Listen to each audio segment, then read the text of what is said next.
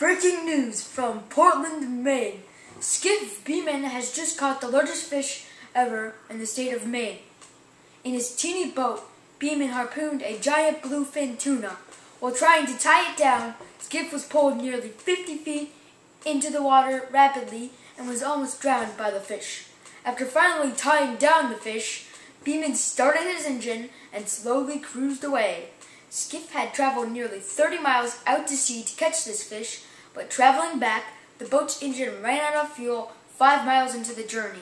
As well as having to navigate through thick fog, Skip had to row nearly 25 miles back to shore. Beeman's determination helped him row non-stop for more than 12 hours. Skip Jr. attempted this feat to raise money for his family's old fishing boat, the Mary Rose, which had sank at the dock where it was kept. The engines in the Mary Rose had been ruined by the salt water, and Skip and his dad did not have enough money to restore them. Skip had previously tried to raise money by trapping lobsters, but mysteriously the lines for the traps were cut. Luckily, Skip was more successful, and now he and his dad plan to use the profit from the sale of the enormous fish to restore the Mary Rose. Look for the Mary Rose in the open water soon. Now, to Mary Mack with an exclusive interview in Portland with Skip Beeman. This is Miss Mary Mack, CNN News, and I have with me Skip Beeman, the young man you just heard about, who yesterday caught one of the largest fish ever off the coast of Maine. Nice to have you, Skip. That's a very unusual name. How did your parents come up with that? Well, I don't really know, but my dad is a fisherman, and a skip is a small fishing boat, but the one I use to catch big fish. How old are you, Skip? I am 12. 12. Well, that's quite an adventure for a 12-year-old. What inspired you to go out and catch such a large fish? Well, I was in need of money for